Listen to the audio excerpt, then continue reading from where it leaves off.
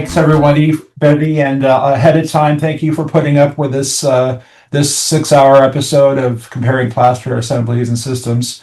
We're going to be talking about the three most popular types of plaster systems and assemblies. And just a caveat, when I use the term plaster and or stucco, they're synonymous for this conversation. The actual term for our industry is cement plaster, if you look in the codes, but everybody calls it stucco as a nickname. We're going to be talking about the three most popular that we deal with here in Southern California, and that is exterior three-coat stucco, exterior insulation and finish systems, EIFS, and one-coat stucco. The basic similarity between all three of these systems right now is how they work with our energy codes, which still, after 15 years of dealing with these energy codes, it's still very interesting how some people know how to spell everything about energy. Other people don't even know how to spell energy itself. So it's also a lot of confusion. There's also some myths about these assemblies that hopefully we'll dispel today. Very beginning, I'm going to talk about TSIB itself. We are the evolution of the original Plaster Bureau that was founded back in 1962 by Walt Kruger and later run by Dick Gorman. Some of you a little bit older folks might remember those names. We consider them the godfathers of the plaster industry. Today, we're called the Technical Services Information Bureau. We're the technical arm of the Western Wall and Ceiling Contractors Association. To discuss basically what we do is we take a lot of what we talk about today comes right out of the building codes, the International Code and the California Building Code. So if you don't like what you hear, blame the codes. They're not my fault that you have to use a control joint every 144 square feet with plaster, as an example. We'll be talking about all of this stuff right now. I am Brian Stanley, and for some reason, my clicker isn't working, even though I'm here. There we go. I am Brian Stanley. I am the technical / architectural advisor for the group. We are TSIB. There we are. This is a screenshot of our website. There's Darren. He's our CEO, and Kate, you see there is our safety officer, and that handsome guy in the bottom left with the brown hair, pre-COVID. Is me. They gonna have to update this photograph because it's false advertising. But so we are again TSIB because we don't just deal with plaster anymore. We have this ambiguous name called TSIB. We deal a lot with the building codes. We deal with metal stud framing. We deal with gypsum board assemblies. My last discussion I had with you guys a couple of years ago was on the very top of gypsum board. Ceilings, we deal with fire and sound issues, exterior plaster, EIFS, interior plaster, energy codes. Again, a really relevant term these days. And the outline to keep this AIA compliant, we have code compliant three-coat plaster assemblies, including the substrates, the water-resistant barriers, the lath, accessories, plaster base coats. That's going to be part one of the three. Then we go to exterior insulation finish systems, EIFS. Particularly these days, we're dealing with EIFS with drainage. And with that, we're talking about its impact concerns, fire concerns. It's also a very good recladding option. That's EIFS. Not a nasty four-letter word for some of you people that have heard bad things about it. One-coat stucco is the third and final of the assemblies. This is more of a type 5 construction. It's mainly your single-family homes. A lot of you are builders, like I've just completely blanked out on some of the builders out there who do tract homes. It used to be here in Southern California, everything was three-coat stucco. However, these days, particularly with energy codes, Pulte Homes being one of them, they're all switching to what the rest of the country has already been doing, is a one-coat stucco system. We'll talk about that, and also to clarify some of the misgivings or the non-understanding bits and pieces of these different assemblies. So lastly, we'll talk about the pre-finishes that go on top of these assemblies. And if we have any time left, we'll talk about some related energy code information. So of course, you got to have a good substrate for all of these. Appropriate substrates for all the three of these systems can be cement masonry units. We're talking about, CMU.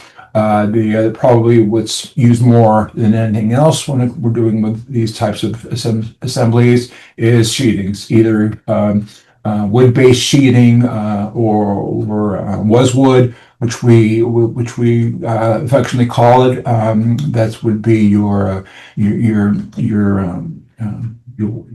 wood sheathings that are I've already blanked out on that too. But then your wood sheathings, and then you have your glass mat sheathings. You can see, again, those are probably the most popular cladding substrates that we do use. And then also, these days, more than any time other, I think, in our history of construction, reclads, renovation work. And here you see an existing hospital that was leaking and cracked and needed a lot of work, and we'll talk about recladding that. So again, what I meant earlier, everything is also with your substrates these days, including 3-coat stucco, which is newer. We've only been doing this for probably 15 years, is continuous insulation behind these systems or assemblies. Our options include expanded polystyrene. We talk about extruded polystyrene. By the way, these are all price points too, and effective R values. EPS being close to 4 per inch. R value with your extruded polystyrene, they're about 5 per inch. Then you have what's called the polyiso boards. What we're finding here in the industry when we're dealing with 3-coat plaster over continuous insulation, the polyiso boards seem to be the most popular. They give you the most R value per inch, keeping your wall relatively thinner. And again, they've been the most popular boards so far in our quote-unquote 15 years of doing continuous insulation behind plaster.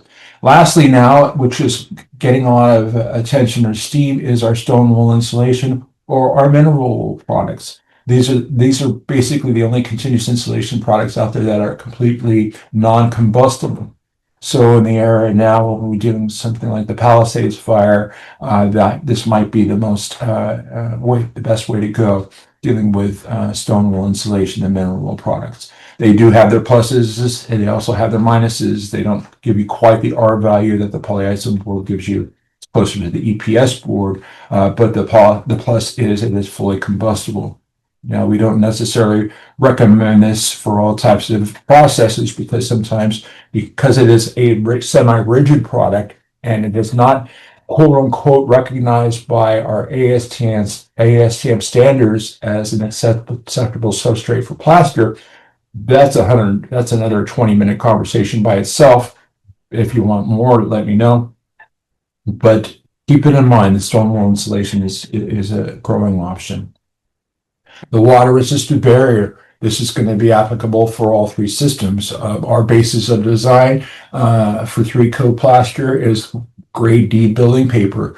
Now we've got I should say billions. We've got millions of square feet of grade D building paper throughout the decades that work great. If they're installed correctly, they're going to work just fine. They are the basis of the design, and they are quote unquote the minimum standard requirement for a water-resistant barrier behind 3-coat plaster and 1-coat stucco. So not necessarily over EIFS, but we'll get to that. We also have our synthetic papers, our non-paper wraps to stay AIA compliant. I can't name drop like sometimes I accidentally do when I'm not being recorded. You have your synthetic wraps out there. They're those white-looking products. Then you have your fluid-applied barriers. Now they're gaining a lot of traction simply because they're seamless. It's a solid water-resistant barriers, and most fluid-applied barriers also qualify as an air barrier as well. Air barriers are important these days because they are part of the code. Every commercial project now usually it's always going to require some type of air barrier included in your cladding system. So these are your options. They're also price points, and I can't tell you that a fluid applied barrier simply for water resistance is better than the synthetic wraps, because there's not really anything quantifiable about that. But these are your options. So RD building papers, again, basis of design for the codes. You have moisture resistance ratings from 10 to 60 minutes. And I say, again, we've got millions of square feet of it out there. Again, if it's dissolved correctly, don't let some people out there who bash D paper tell you it's not a good product. It's a good product. You just can't. After it being up on the wall for 30 years and you start, damaging or destroying it or patching it for some reason, it kind of does disintegrate on you. So, but it will last the lifespan of the building. They keep the bulk water out, but it breathes, so it's vapor permeable.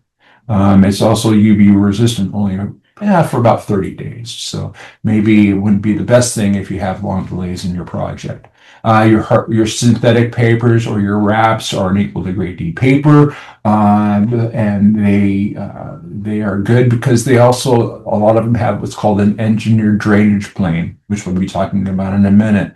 Kind of looks like a Ruffles potato chip, so it allows incidental moisture to basically run down the bag of plaster. If that moisture does get in, it gets out that much quicker. It's got a better UV resistance, so you get delays in your project. It can handle the UV. It's also very high in vapor permeability, and it's also more tear resistant than the D paper itself.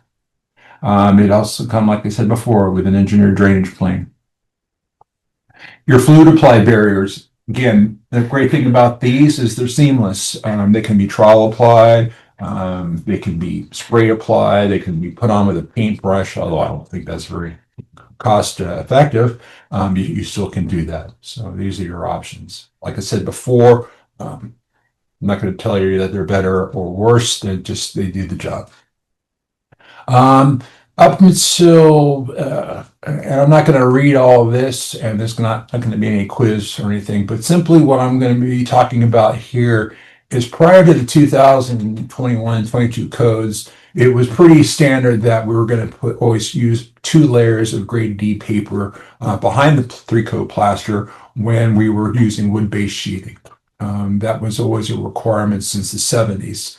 Those 2 layers that were installed up until 20 years ago were usually done with a multi or 2-layer process that came on one roll. Up in about 10 years ago, that requirement changed. You had to put up the layers separately, but up until just a couple years ago, it was the fact that you had to use 2 layers of D paper, or what they call a 1 layer of D paper with a quote unquote non-water absorbing layer, such as continuous insulation. So if you did that, you were conforming to the code. Today we have, and a lot of you have seen these climate zones of the last 15 years, which we've been having into full effect. What has changed here in the last couple of years now, because the codes weren't really recognizing what we call these moisture zones. I forgot to turn off my phone there. Apologize for that, but we do have what's called these moisture zones. Then they're now part of the code themselves. We call them the marine zone, the dry zone, and the moist zone. Basically, these changes, the changes that have happened in the new codes affect what's called the marine zone and the moist zone. Maybe I can use my pointer here to show you. If you look at the state of California, most of California is what's called in this dry zone, and these changes haven't affected this dry zone area. Basically, what has changed now is we have this little sliver of what we call our coast.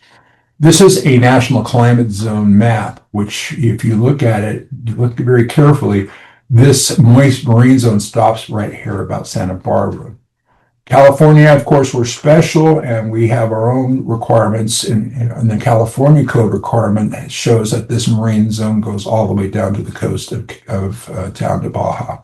So just keep in mind, I call it the west of the 5 freeway rule or the 405 freeway rule. More likely the 405 rule, where if these new requirements are going to affect these areas, strangely enough, where most of us live, or most of us want to live anyway.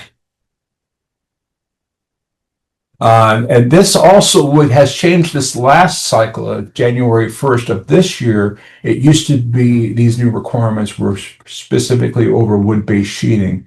This requirement has now changed that it's all sheathings now. And what I'm basically getting at is the new requirement is what we call a moisture drainage space material or area. And this space it basically is allowing for more incidental moisture to get out that much quicker. In plain English, that's really what it's all about, is getting any moisture that does get in to get out that much quicker. There could be one of two requirements. This is right out of the California Building Code, that you either A, have what's called a 3/16 inch minimum drainage plane material over the water resistant barrier, or this is important to know that you don't necessarily have to follow that. You can have any kind of material or drainage space material that has what's called a minimum efficiency of 90%. What does that mean, Brian? Well, long story really short. No, I never do anything really short. If you've ever met me, I'm only about 6'6", right?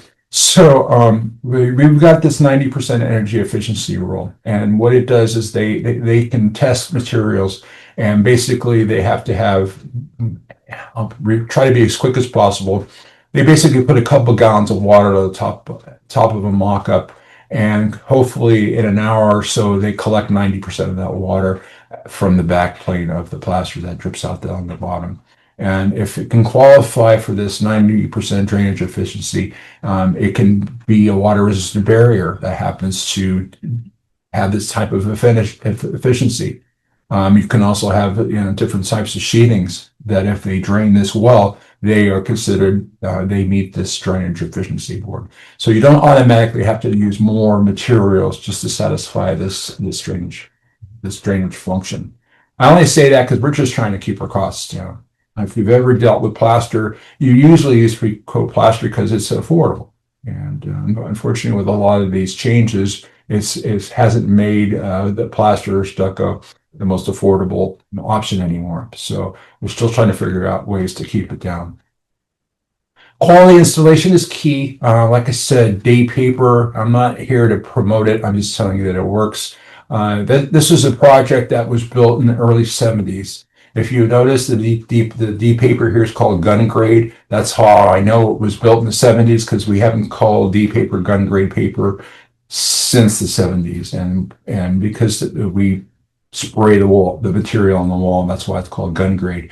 You can see, for whatever reason, they tore off the plaster. You can see, though, that the D paper is in perfect shape. So it does last. If it's installed incorrectly, then you've got problems. See, you see here a reverse lap, and we've used this Swiss Army knife just to show you that this is a reverse lap. Now, truthfully, did this reverse lap cause all this damage? Because this was only about a 2-year-old project that completely disintegrated. Probably not the sole problem with this failure, but it certainly didn't help. So again, quality is important. So let's move on to the lath products. You've got, these are the code acceptable type of lathing products that you can use with 3-coat stucco. You have your expanded metal lath, you have your woven wire, you have your welded wire products, and you'll also have what's called a fiberglass plastic lath. That can sometimes cause some confusion, because you have fiberglass meshes that are out there that are used in drywall and or in EIFS. This is actually a plastic lathing product that is actually now code compliant. So you have these different options here, and I went too far there. I wasn't done yet. You have your expanded metal lath here in the right corner, primarily used with metal stud, metal frame construction. It gives you the most bang for your buck when it comes to metal per square yard. It's going to give you a very robust system. I don't know if you can see, but you do have what's called the self-furring mechanism going on here. which is very advantageous because we want all our laths to be self-furred, especially when we're dealing with anything with a substrate. You can see which is nice about the self-furring mechanism. It allows for inspection of our installation of our fasteners to be pretty spot on. You can see here that you have a fastener here at a referring point. And this requirement by the code is a maximum of 7 inches on center along the stud. So you picture the stud being here, every 16 inches on center. You can see here that the fastener is lined up pretty well. So it's easily identifiable that they've done it right. You've got your welded wire, your woven wire over here, more applicable to stick frame, or what we call stick frame, but that's wood type 5 construction more often than not. You have what's called our nice combination of our welded wire products. I like to call it a nice combination of the two. Whether or not I'm trying to sell this feature or not, I'm not. I'm just providing you the information. It's a nice hybrid of the two. Either fortunately or unfortunately, here in Southern California, it's largely a proprietary product here in Southern California. You may or may not have been exposed to this before, but they have been pretty active with Orange County AIA. The fiberglass lath is here. It's big in Florida, but it's not too widely used here. I've only seen it done once here in Southern California. What's great about this, it's completely corrosion resistant. So if you're doing any type of products that are 10 feet from the ocean, it might be beneficial for you. But it is the most expensive of the 4 laths, believe it or not. But it is codifiable. We just haven't seen any of it to give you a good thumbs up with it. We give you a thumb sideways with it because we just haven't had the experience to be very, very excited about it at the moment. Now, this is very lengthy and boring, but to clarify everything, I don't. Again, there's no test, but this is right out of the building code. There's a lot of lengthy language in the codes regarding the requirement of control joints with recoat plaster. The simple answer or the simple rule is to think about control joints in plaster being every 12 by 12 or your plaster assembly, your plaster panel to be a 12 by 12 panel. If you think about 144 square foot square, that is going to be the easiest way to understand that you got to have a control joint with recoat plaster. Now there's exceptions, but think about it. These are your requirements for control joints. Without getting too lengthy. Again, another half an hour conversation just on this. So everything is based on a standard called ASTM C1063. If you like to have some great bathroom reading, I recommend this ASTM standard. Control joints, one-piece control joints. This is our typical norm. What it does, it gives us a separation of the panels. It keeps our panels relatively small. It reduces the idea of what we call shrinkage cracking in our plaster when it's curing, and that's the primary function of a control joint. Excuse me. It also keeps our plaster panels relatively at the same thickness, and that's important. Thickness changes in our plaster can actually cause weak points and cause cracking. So control joints are important with recoat. This is a one-piece reveal. Very often it's aluminum, and very often it's picked because it's pretty, and it's a nice annealed, aluminum-looking product. However, you have to be careful sometimes. What has changed recently is these, even though the manufacturers will tell you that these are control joints, technically they are no longer an actual control joint, because to be a control joint in today's codes requirements, this little pleat here has to be quote unquote flexible. The control joint has to have what's called a flexible pleat. These are very rigid, and they only give you what we call minimal relief. This doesn't give you a heck of a lot of relief either, but it does give you more relief than this. This is a one-piece reveal. and you can quote unquote get what we call a separation crack from the plaster to the edge of this reveal. It doesn't happen all the time, but it can happen, and it's just a food for thought there. Again, they're pretty, and a lot of people still like to use them, but we would always recommend the galvanized control joints versus the aluminum because another problem we have with the aluminum reveals is their expansion and contraction rates between they expand a lot more than our plaster and our galvanized trims. So be careful with these reveals. Just an example of a designer who really didn't want any cracks in his ceilings, so he put control joints everywhere. And just an example, it doesn't look that horrible, but then again, he might have gotten a little carried away with his control joint layout. Expansion joints. Okay, the important thing about expansion joints is they're two-piece, and they are quote unquote there for anticipating more movement than we would typically expect with a regular wall. These two-piece expansion joints also can be used what we call a back-to-back casing bead instead. If we're anticipating, like for instance, we have a slip joint or earthquake joints in our hospitals, we're going to be using these two-piece joints because they do allow for more expansion contraction, and they are important. Now, one of the calls I get a lot of the times is, do I need a control joint here or do I need an expansion joint here? My honest answer is call your structural engineer, because really he's the only one that can really tell you sometimes that whether or not you need an expansion joint versus a control joint in your plaster assembly. This is a relatively new phenomenon. It's an expansion joint with increased water management. It's called an M-slide. And so it's kind of a newer technology there. So let's get on to the wet stuff, the fun stuff, actually, the scratch, the brown, and the finish coats, hence 3-coat stucco, 3-coat plaster. Interesting, just to let you know, when you hear the term finish coat and you hear the term stucco, stucco is actually the finish coat, the cementitious finish coat. Stucco is not stucco is not the assembly itself. However, we all call stucco the whole assembly. But technically speaking, stucco is just the exterior cement finish coat. Not that you probably care, but just to know, food for thought, okay?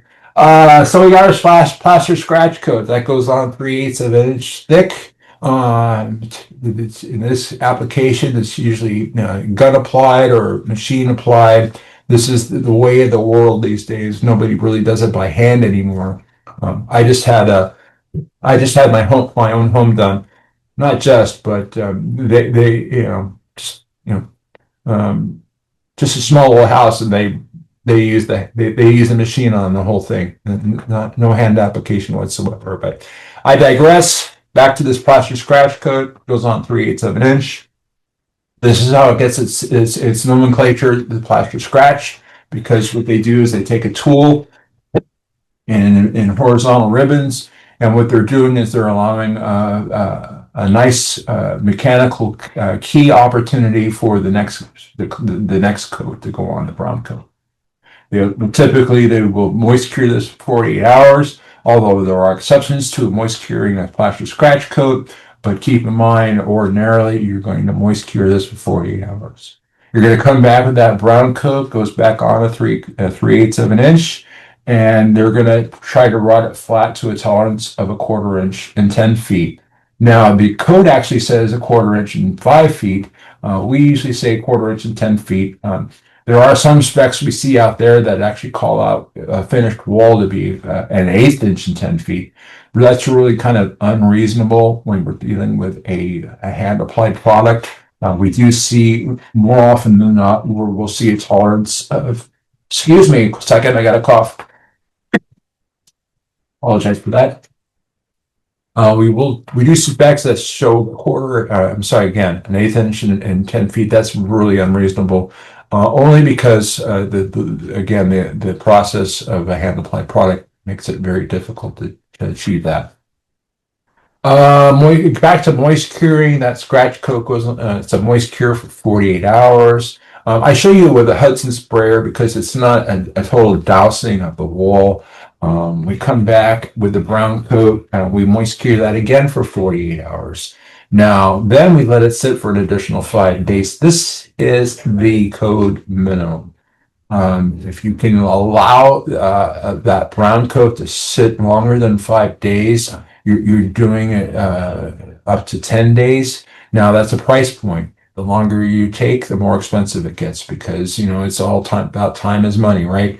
As an example, I don't know if they still do it, but the Irvine company used to wait 21 days between their brown coat and their finish coat because they wanted that brown coat to be as firm as possible or as hard as possible before they put the finish coat on there because they didn't want any cracks.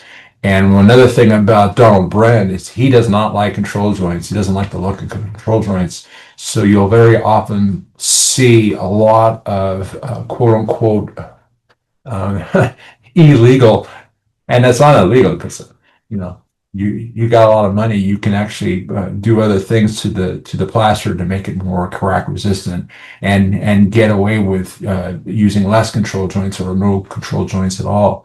So again, another 20-minute conversation. But if you want some answers to that, you can let me know. But that 7-day total brown coat cure period is again the code minimum. Today we're doing everything. It's got continuous installation over it. This is just a kind of an example of what we see these days. But continuous installation is part of our lives now, whether we like it or not. It was a big kind of a quote unquote shock to the plaster industry, back in 2010. When the California building code started requiring a lot of this to happen. Basically we had to adjust or we were going to lose plaster altogether. So rather than losing plaster or 3-coat, we have adopted and accepted. This is an example of what we call a direct application of plaster over continuous insulation. There are different ways to do it, but we found this to be the most common and the most quote unquote economical way to do it is to plaster directly over the continuous insulation. Another option that we see very often is plaster, what we call plaster with Z-girts, where you install a Z-girt in between the continuous insulation. Very often when mineral wool or the stone wool insulation is used, because it's quote unquote semi-rigid, we will see the inclusion of Z-girts when we're using stone wool insulation as our continuous insulation board. You might go, but hey, Brian, that's not continuous insulation because now you're using a Z-girt. Well, that's true. You're still getting now what we call a thermal break or a thermal shock there. So what they have to do is either use what they call a thermal braid tape on the Z-girt to get rid of that thermal short from the Z-girt, or they will do some type of shim, or there's other ways now. There's now Z-girts that are made out of fiberglass. So the industry is sort of evolving, but this is also an option. I'm not promoting either one, just showing you the options. EIFS. Let's move on to EIFS because I think I'm getting behind already. But EIFS is exterior insulation finish systems. So this is again because we're dealing with the energy codes. EIFS used to be a really big type of system that was being used. And really probably reached its maximum appeal probably in the late 80s, early 90s. And there was a lot of use going on. And some of you are aware of a lot of the quote unquote failures that happened back on the East Coast. And most of it, or practically all of it, was due to installation problems. And so there's a lot of regulations, and these days EIFS as actually, because again, the energy codes has made a pretty good comeback. But I've never seen exterior insulation finish systems. Well, you probably have. This is a hospital that was recently completed in beautiful, but it was built in the San Gabriel Valley. and it's a hospital. So Oshpod has no problems with hospital with the EIFS. You also see casinos. This is the Amava Casino out in Highland. That's all EIFS, and uh, casinos, hospital, hotels are big because there's relatively low risk with insurance. But EIFS is really big also in other parts of the country. I like to show you this because this shows you, gives you an example of how long we've been doing use. This is a hotel across the street from South Coast Plaza. My very first, my first involvement with use was way back in the late 80s. I think it was 88, 89 when this hotel was built, and I actually was at the time I worked for the manufacturer as a quote unquote stalker. I brought materials out to the job site and placed them where the workers wanted them. So this just tells you that it's been around for a little while. It first came here from the U.S. To the U.S. from Europe in 1969, so it's not a new product whatsoever. It's a high-performing cladding system. It's very high-performing. It was developed in Germany, basically to insulate existing cement-based buildings, and right after World War II. So it's lightweight and installs pretty quickly. It actually installs quicker than 3-coat plaster. And I forgot to turn that phone off too. I apologize. Let's go here. We got lightweightness again. Installs very quickly, very lightweight. So this is a close-up of that hospital I showed you a minute ago. A great thing about EIFS is that it can mimic a lot of different types of products. Here you can see this granite-looking wall here. That's actually an EIFS system. It's part of the building code, so it's not anything that's weird. It's actually in the building codes, international code, and the California building. It's also in the residential codes with exceptions or more requirements. But again, all the manufacturers, because they're all slightly different, have their own proprietary reports as well. So the key features of EIFS, it's fully tested. It's fully tested for what they call NFPA 285. If you guys are familiar with that, it's tested for moisture. It has an E331 test. And it has some great impact protection. One of the myths about EIFS is that you can shove a pencil into it, which full disclosure, if you can shove a pencil into it, but there are ways to make it basically bulletproof. I'm a popular guy today. And again, it has a very successful commercial track record. You see an example of the Bellagio Hotel here in Las Vegas. If it's built and you can't see through it, if it's not glass and you're driving down the strip, odds are it's EIFS. The Bellagio, New York. I think New York is the best example of what you can do with EIFS. You could have the New York skyline in the middle of the Las Vegas desert. It's really impressive what they can do with the EIFS system these days, or then even then. If you're driving down the 5 freeway down to San Diego, you might see this Latter-day Saints building. This was also built in the late 80s, still going strong. They just actually did a facelift, full disclosure. But again, this is a project that shows you that it does have some lifespan to it. The other great thing about EIFS is you get a label and material warranty. I like to call this a one-stop shop because, unlike EIFS, which is what we call a Mr. Potato Head, it's all these pieces put together. If something goes wrong with EIFS, it's one finger to point at. What I mean is, you've got one manufacturer responsible for the system. from the water-resistant barrier all the way out to the finish. And so if something goes wrong, you only have one finger to point at. If something goes wrong, that's kind of important sometimes. And you get these inclusive material warranties and labor. I've actually seen 20-year warranties. What owner doesn't like that idea? That if something goes wrong, it's warranted. The whole system cladding is warranted. That is a great feature to have. It's also a true continuous insulation system. Not many claddings can say that. With brick, you have brick ties. Even with a three-coat stucco, you have fastener penetrations. You have fasteners themselves. You have other things that are holding the three-coat together. Metal panels, even though they're insulated, it's not a full continuous insulation system by itself. So you have the two types. You have what we've done for decades, what we call a barrier wall. We don't do just barrier systems anymore. Today, everything is what we call a drainage system. We have additional belt and suspenders these days that if water does get into the EIFS system, it has a way to get back out. It's very much like three-coat stucco, but you have that water-resistant barrier behind the EIFS system these days, and a way for it to get out at the bottom. So this is the big. I shouldn't say this is the big, but it is the big change that of the barrier system that your grandfather used back in the 80s. Somebody's got to have a grandfather that was back in the 80s, but not mine.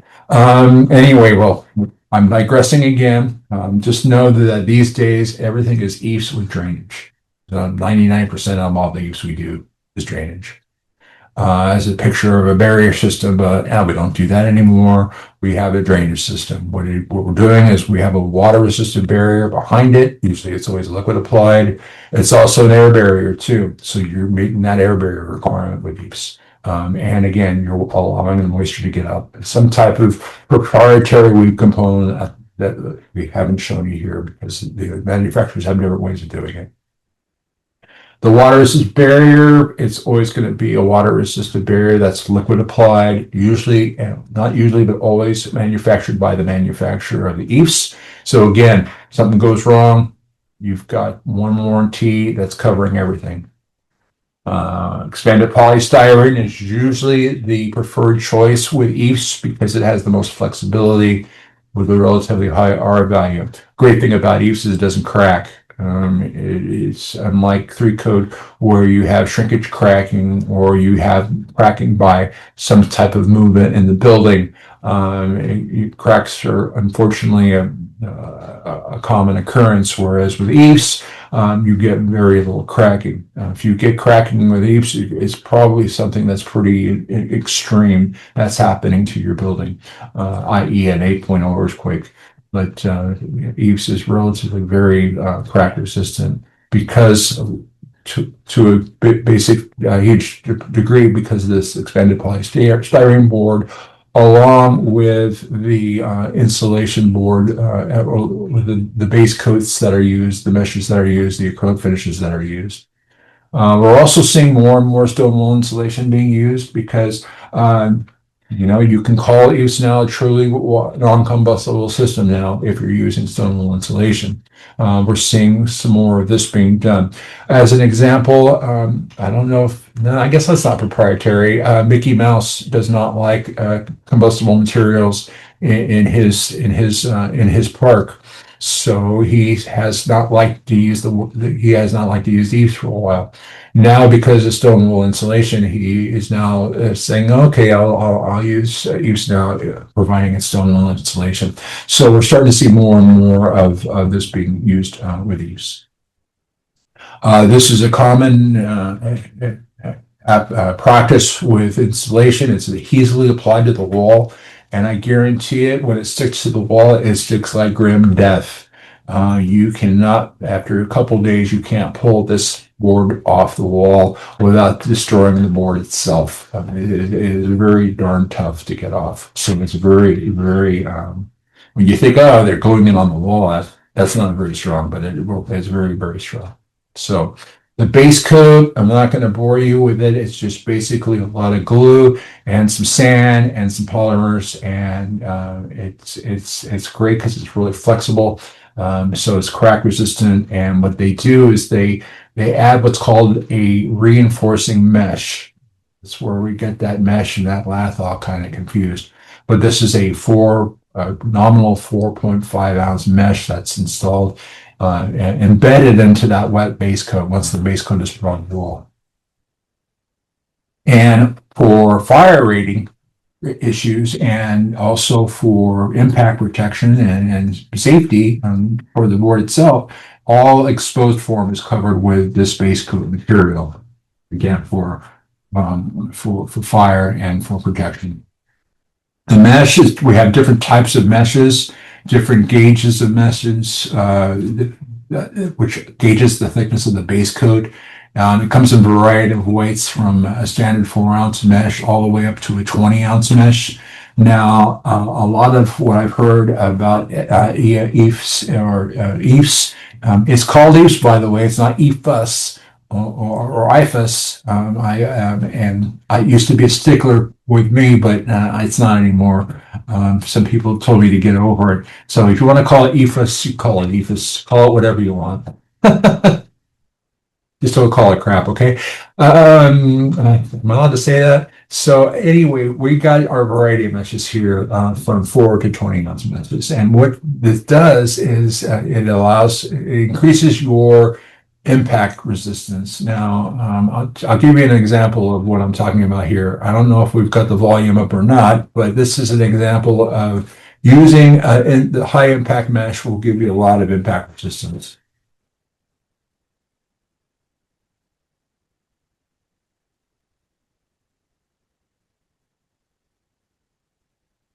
Now, that's not photoshopped. That is a real mock-up. That's a real guy taking a sledgehammer to it. You really can't do that with any of the cladding that I know. If you tried to do that with a metal panel, you'd probably put some pretty good dents into it.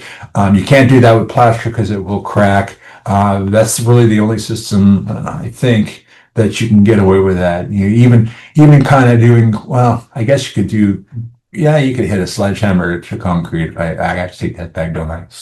But other than concrete and CMU, you really have a hard time being able to do that with other claddings. So I hope that kind of says, hey, maybe this is a little bit more durable than I thought. To give you an example, the recently completed complex of elementary school up in Bakersfield with EIFS with drainage and this reinforcing mesh all over it. And if it can withstand a bunch of fifth graders, it can withstand just about anything, I think.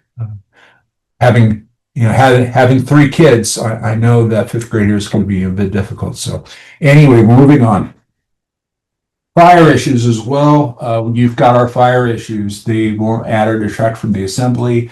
You know what is actually, even though the EPS board is what we call combustible, it really kind of extinguishes itself. It's actually a pretty good system. And again, but it is also compliant with NFPA 285. You also have these foam shapes that are encapsulated that work. Again, very fire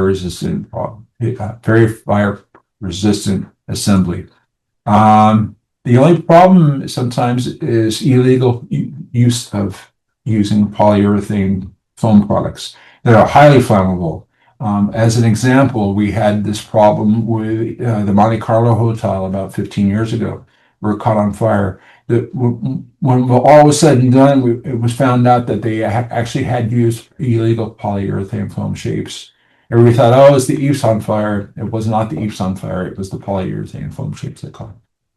So it's a great recladding option as well. You're kind of running out of time for my one coat, but the great recladding option here was an existing this was an existing hospital out in Moreno Valley that Kaiser bought, and it didn't look very well. It did not last the test of time, and it also leaked. But the problem was actually they could not shut down the building, the hospital for 1 second. They had to keep it open.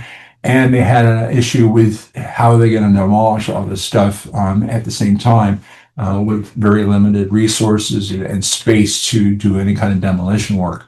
So the answer was to put an EIFS system over the whole thing.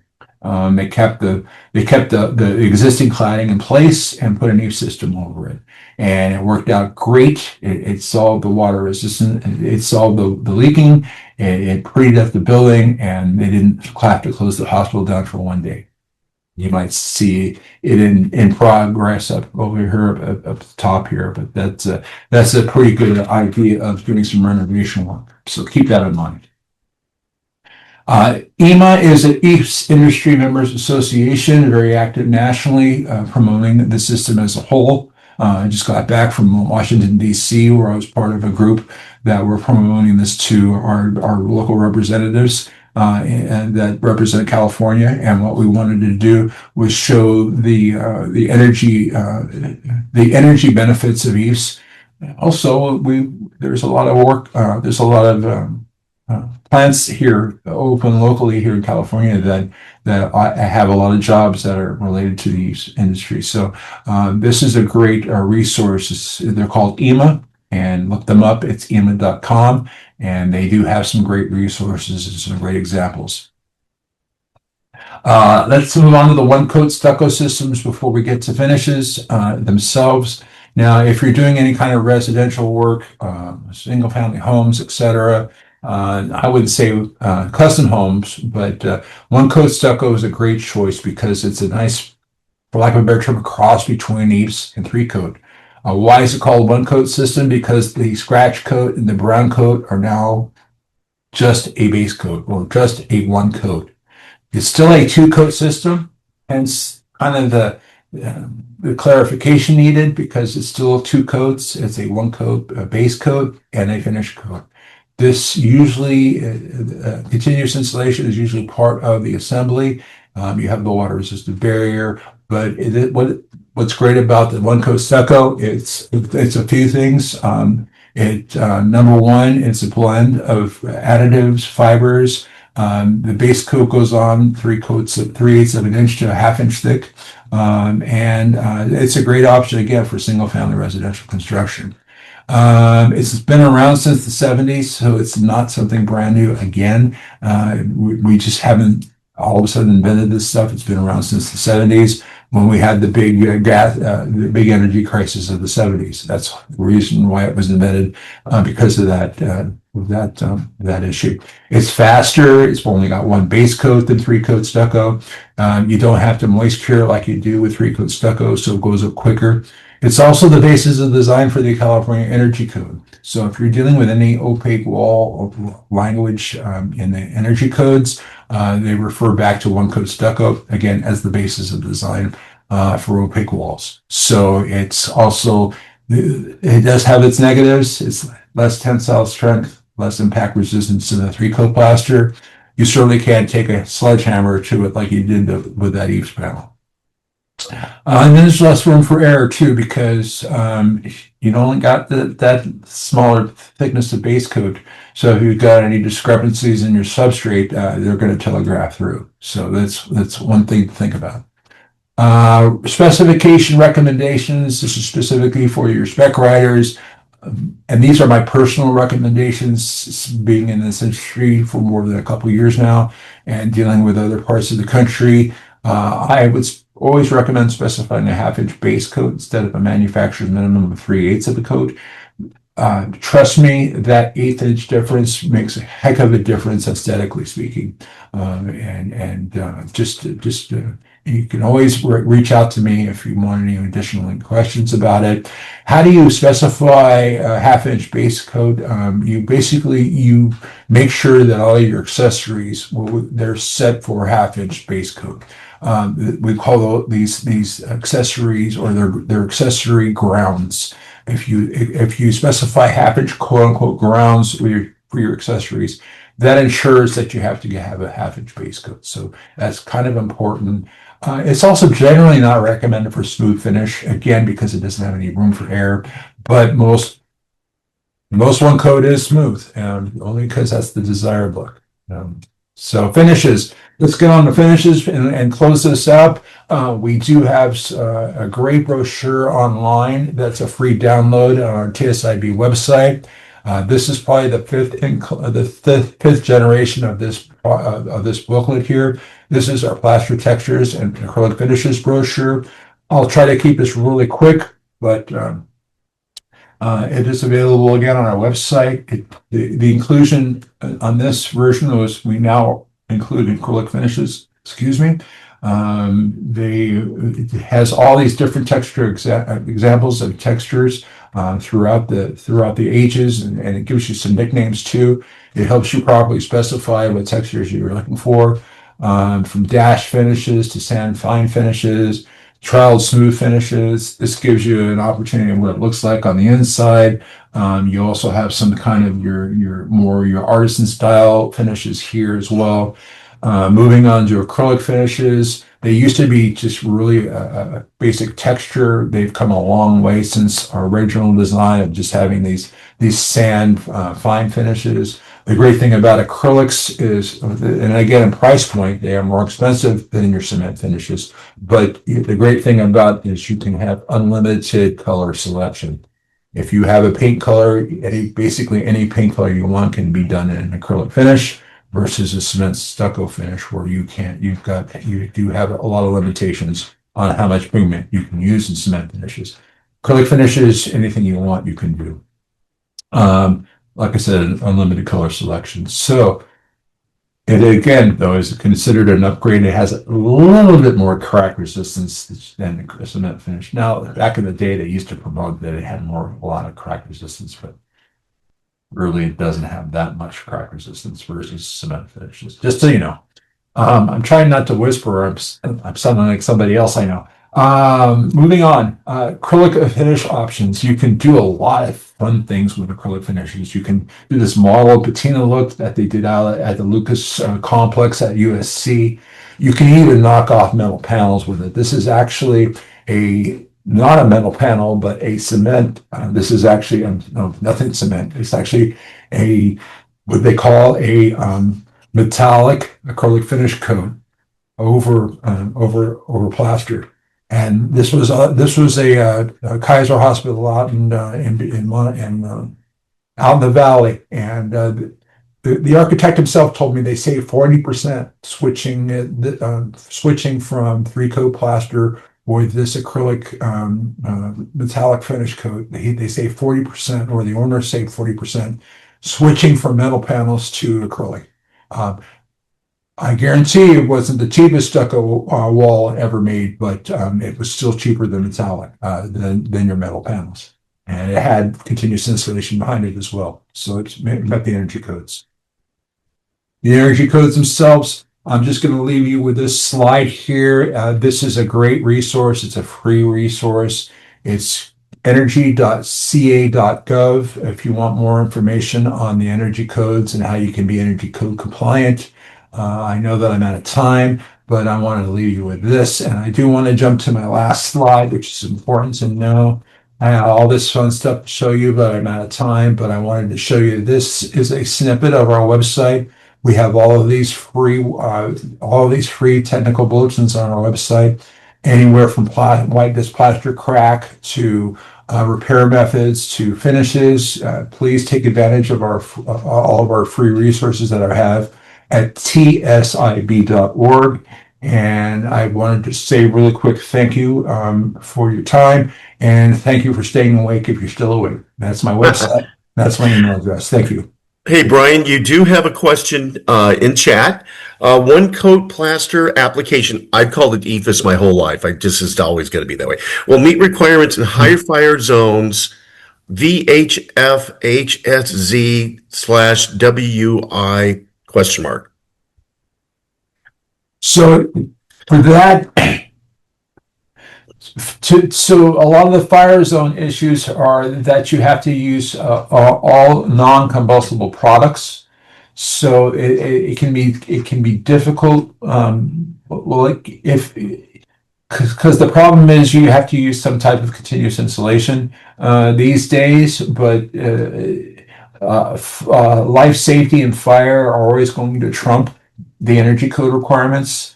So it's going to be up to the local jurisdiction. But ordinarily, your standard cement products, they're all non-combustible. So your base coats, your finish coats are non-combustible. The only combustible product usually in stucco, one coat or three coat, is the water resistant barrier, which is the D paper or your building wraps. Now they get quote unquote a get out of jail free card because they're fully encapsulated by the non-combustible plaster. That's part right out of the building code. So you should be compliant. The only kind of gray area is going to be what type of continuous insulation you're using. Now, if you're using non-combustible, the mineral wool, you can use that with three coat and you can use that with EIFS. One coat stucco proprietary, you're limited, and you would have to talk to your manufacturer on that because they typically, as far as I know, their requirements for continuous insulation involves all quote unquote combustible products. The first three that I mentioned, the rigid insulation boards. But you'd have to talk to your manufacturer about using mineral wool insulation with one coat stucco. I hope that answered that question.